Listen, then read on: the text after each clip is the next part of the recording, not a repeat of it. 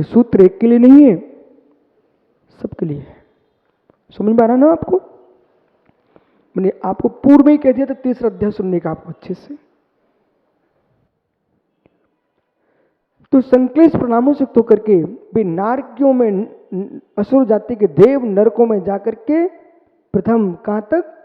तृतीय नरक तक, और एक दूसरे के बैर बता बता करके उनको परस्पर लड़ाते हैं।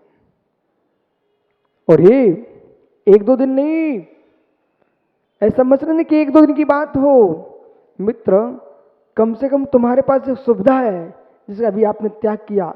ज्यादा आदमी परेशान हो जाता है ना तो आत्महत्या करके बैठ जाता है, बोले मैं छोड़ता हूं पर्याय को। पर नरक में वो व्यवस्था भी नहीं है, नरक में वो व्यवस्था भी नहीं है, वहां अकाल मरण होता ही नहीं है। कितने वर्ष तक जीना पड़ता है?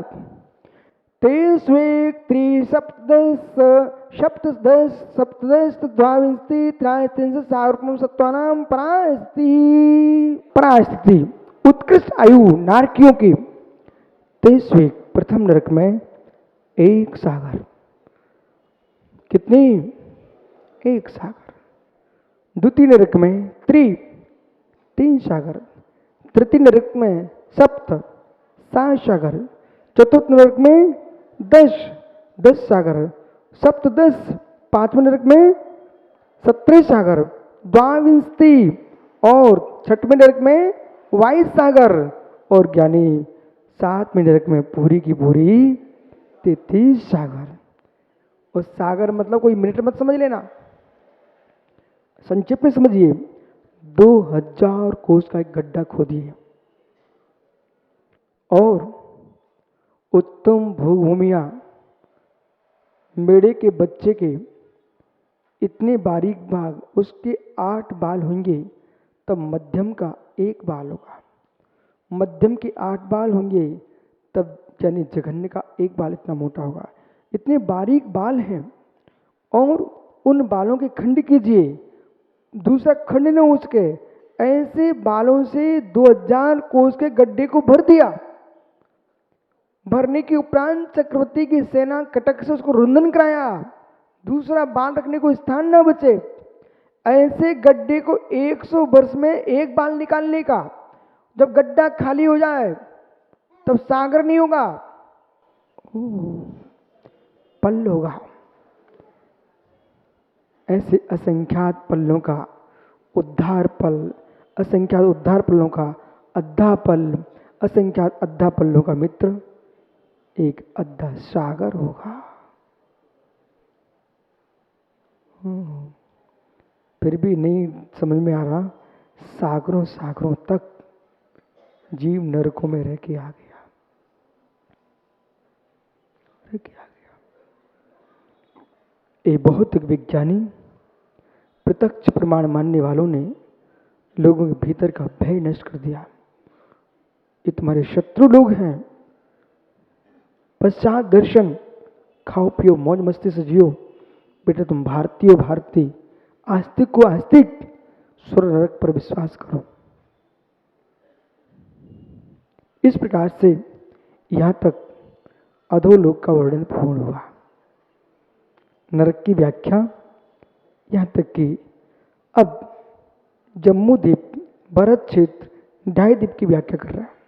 मध्यलोक जम्मू द्वीप लवणोदाद्या शुभ नामानो द्वीप समुद्रा, यानी जम्मू द्वीप आदि शुभ नाम वाले द्वीप और लवणोदाद्या, लवणोदधी यानी समुद्र, शुभ नाम वाले समुद्र हैं और शुभ नाम वाले द्वीप हैं। कहां पर?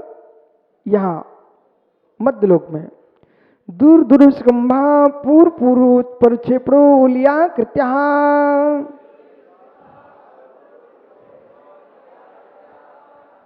ये सभी द्वीप, सभी समुद्र दूने दूने व्यास वाले हैं, विस्तार वाले हैं, और पूर्व पूर्व द्वीप और समुद्र को बेष्टित किए हैं। ऐसे गोल गोल गोल गोल बेष्टित किए हैं।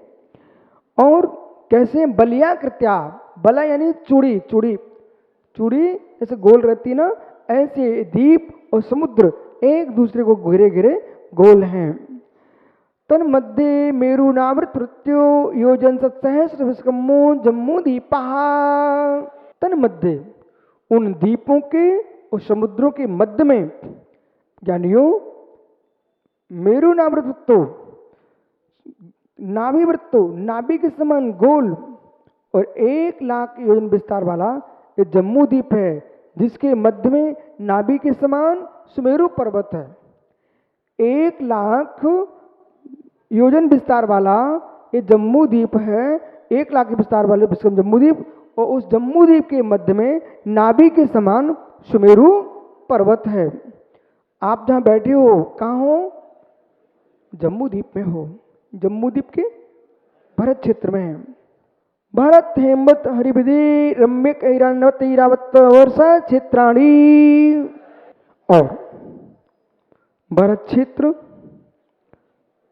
जम्मू द्वीप इनमें 6 कुल पर्वत हैं। उन 6 कुल पर्वतों के द्वारा 7 क्षेत्रों का विभाग होता है। ये प्राचीन परंपरा है क्षेत्रों का। जैसे आज वर्तमान में भी नगर का, प्रांत का, जिले का जो विभाग होता है, नदियों के द्वारा, पर्वतों के द्वारा, नालों के द्वारा इस सीमा का आंकन होता है। ये प्राचीन काल से होता है कि हम क्षेत्र का जो विभाजन करते हैं वो नदी के द्वारा करते हैं, पर्वत के द्वारा करते हैं। तो भारत वर्ष, सब में वर्ष लगाना, भरत, हेमवत वर्ष, हरिवर्ष, विदेह वर्ष, रम्यक वर्ष, ऐरान्वित वर्ष और ऐरावत, ये 7 क्षेत्र हैं। कितने? ये 7 क्षेत्र हैं। इन 7 क्षेत्रों को जो विभाजन करने वाले हैं वे कौन हैं? तद विभाजना पूर्वा प्रायता हिमन माहिमन निसल नील रुक्मिणी शिखरणो वर्षद पर्वता। तद विभाजना उन पर्वतों का विभाग करने वाले पूर्व प्रायता, पूर्व से पश्चिम ऐसे लंबे फैले हुए पर्वत हैं। हिमन, माहिमन, निषद, नील, रुक्मिणी, शिखरणी, इस प्रकार से ये वर्षधर हैं, यानी पर्वत हैं। ये संपूर्ण पर्वत हैं, ये मालूम दीवाल की भांति खड़े हुए हैं, आड़े तिरछे नहीं है, सुंदर दीवाल के समान है। और इन पर्वतों के ऊपर जो व्यवस्था है बड़ी सुंदर व्यवस्था है। कैसी वे पर्वत? हेमार्जुन तपने बैडु रजत हेम यहाँ। हेमार्जुन, ये पर्वत बहुत अच्छा कि आप लोग वहां पहुंच नहीं पा रहे हो अभी। एक कलयुग है, कलयुग है, कलयुग है। पत्थर के भगवान तो बच नहीं रहे हैं, लोग उन्हें ही चुरा ले जाते हैं। मूर्ति मंदिर तो लोग नष्ट कर रहे हैं। कहीं ये पर्वत तुम्हारे पता चल जाता ना, वर्तमान के पर्वत जो हजारों किलोमीटर लंबे थे वे सब छोटे हो गए। तुम्हारे ईंट चूने के भवनों ने पूरे पत्थरों को नष्ट करके पर्वत नष्ट कर दिए। कैसे प्रकृति के साथ छेड़छाड़ कर रहे हो, समझ रहे ना? ये फिर ये मालूम कैसे? हेमार्जुन है, हेम यानी सोना, सोने के समान। बचते क्या ये पर्वत? कहीं पन्ना गए आप लोग? पन्ना, पन्ना के जो खेत हैं, पन्ना के जो पहाड़ हैं भैया, ऐसे कुआं बन गए, कुआं। चारों तरफ भूमि खोदी पड़ी हुई है, इतने गहरे गहरे गड्ढे हैं कुएं जैसे, पानी भी निकल आता है, फिर उसको भी निकाल देते लोभी लोग, और उसके अंदर से हीरा निकालते हैं। भारत सरकार की बड़ी बड़ी मशीनें लगी हुई वहाँ पर, पन्ना मध्य प्रदेश में है, वहाँ हीरे निकलते हैं। और हीरों के लिए पूरी जमीन खुदी पड़ी हुई है, पहाड़ के पहाड़ खुदे पड़े हुए हैं। जब यहाँ के हीरो के टुकड़ों के लिए जब पर्वत खुद गए, ये सोने के पहाड़ ये पंचम काल के लोगों से कहाँ बचने वाले थे? आपको मालूम है कैलाश पर्वत के ऊपर स्वर्णमयी जिन मंदिर हैं और रत्नमयी जिन प्रतिमाएं हैं, भरत चक्रवर्ती ने मंदिर बनवाए, प्रतिमा विराजमान किए, और द्वितीय चक्रवर्ती सगर हुआ, उस अपने बेटों के द्वारा खाई खुदबादी। बोले क्यों? गजब हो गया। ओ पंडित जी, राकेश भाई, पंचम काल के धुरंधर इन जीवों के लिए चतुर्थ काल के क्या, तृतीय काल के लोग घबराते थे इन लोगों से। चतुर्थ काल के लोग इनका नाम सुन के घबराते थे। पद्म पुराण में तो एक जगह वर्णन आया, मालूम है आपको, कि लक्ष्मण बनमाला से क्या बोल रहे हैं। बनमाला ने कहा, स्वामी आप मुझे छोड़ के मत जाओ, आप मुझे छोड़ के मत जाओ, मुझे साथ लेके चलो। तो जज साहब लक्ष्मण ने बनमाला को कहा कि हे देवी, ये मैं तुझे लेने नहीं आया। तो एक जगह तो लिखा, पहले मुझे रात्रि भोजन करने वालों को जो पाप लगता है वो मुझे पाप लगे, सुना। और एक जगह क्या लिखा उन्होंने कि यदि मैं आपको लेने नहीं आया तो मुझे पंचम काल का मनुष्य बनना पड़े। ये तुम्हारी महिमा थी। हो जैसे आज कोई कह दे ना, ज्ञानी छठे में काल में जाएगा तू, तो बुरा लगता कि नहीं? ऐसे चतुर्थ काल में यानी पंचम काल को गाली के रूप में देखा जाता था। गाली के रूप करा रहे हो, शर्म आना चाहिए। गाली के रूप में देखा जाता था। ऐसे काल में आए। इसके लिए सर्ग चक्रवर्ती ने खाई खुदबादी। भागीरथ पुत्र ने गंगा का प्रवाह करते बोले, क्यों इन जिनालियों के दर्शन के लिए पंचम काल का कोई मनुष्य ना आ पाए? ओ क्यों? क्योंकि पंचम काल के जो मनुष्य होंगे इतने तीव्र लोभी संक्लेशी जीव होंगे जो मंदिर और प्रतिमा दोनों को नष्ट कर देंगे, सब बेच माचे खा जाएंगे।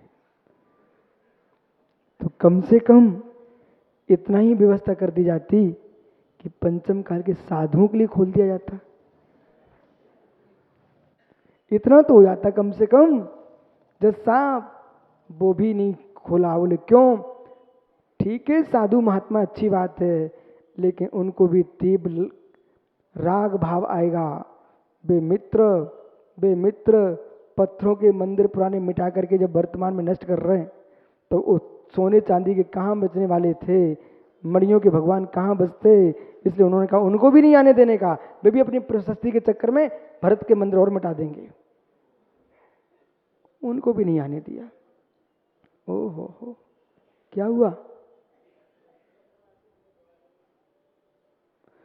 इसलिए जैसे वो कैलाश पर्वत के जिनालों की तुम 24 तीर्थंकरों में 23 तीर्थंकर निर्वाण भूमि के दर्शन करने अपन सब पहुंच जाते हैं, लेकिन हमारे प्रथम तीर्थंकर कभी कभी लगता भरत चक्रवर्ती तुम ठीक नहीं कर गए।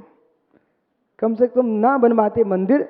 हमारे ऋषभ देव की निर्वाण भूमि के हम लोग दर्शन तो करते रहते, तुम्हारे मंदिरों के चक्कर में वहां जा नहीं पा रहे।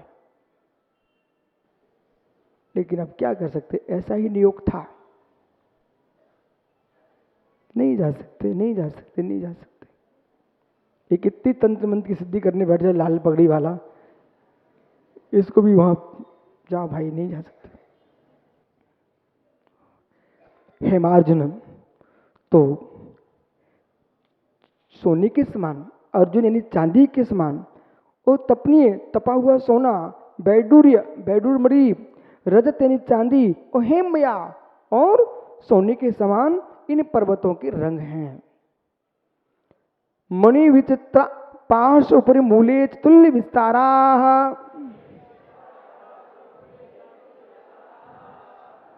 और ये पर्वत जो है ये मणियों से खचित है। कैसे? मणियों से खचित है। पार्श्व में ऊपर तुल्य विस्तार वाले यानी दीवाल की भांति है। इन पर्वतों के ऊपर बड़े बड़े सरोवर हैं, तालाब हैं। पद्म महापद्म तिगंच केसरी महापुंडरीक पुंडरीका हृदय तेषाम उपरी,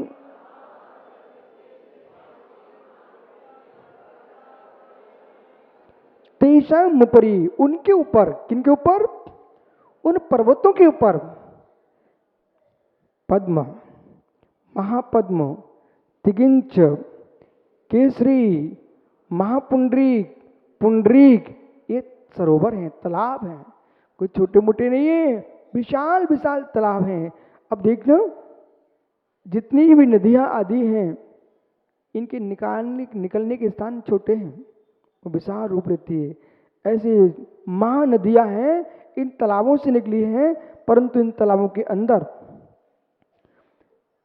प्रथमो योजन सहस्रायाम सदर्थ विष्कंभु हृदय,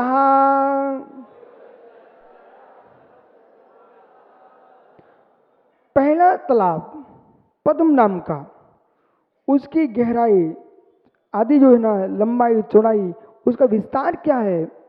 योजन सहस्रायाम, पहला तालाब 1000 योजन लंबा है। कितना?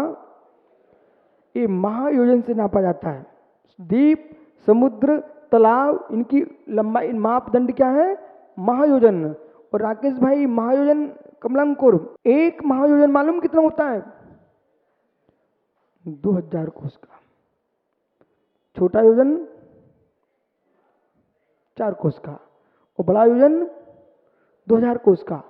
इतना विशाल। तुम्हारे ये औरंगाबाद कितने कोस का है? कितनी औरंगाबाद उस तालाब में समा जाएंगे? इतना विशाल वो सरोवर है, और 1 जरूर लंबा और 500 योजन चौड़ा, उसका आधा। 10 योजन अवगाहा, और 10 योजन की गहराई है उसकी, तालाब की 10 योजन गहरा है। ये तो नियोग है भाई पंडित जी, तत्व सूत्र। हजारों लोग सुन रहे हैं यहाँ पर बैठे बैठे औरंगाबाद में। मालूम ये पंडित जी का सोच क्या है? बुंदेलखंड में परंपरा है इसकी, पाठ करने की, उपदेश होने की। कभी कभी पंडित जी रोते हैं, पंडित जी होते हैं और सब लोग चले जाते हैं उठ के, एक आदमी बैठा मिलता है। तो पंडित साहब बोले कमलांकुर उस आदमी से, तो कितना भव्य जीव है। तत्वासु सुन रहा है वो, मालूम क्या बोले पंडित जी? तू कितना भव्य जीव है। ऐसे सिद्धांत सास को, जिसको एक बार सुनने से उपवास का फल मिलता है, ऐसे महान ग्रंथ को कौन सुन रहा बेटा? कितना पुण्यात्मा है। वो कहता पंडित जी साहब कितना और बचा है। बोले क्यों? बोले मैं सुन नहीं रहा हूँ, मैं आपकी इंतजारी कर रहा हूँ, मुझे ये फर्श उठा के रखना, मैं माली हूँ मंदिर का।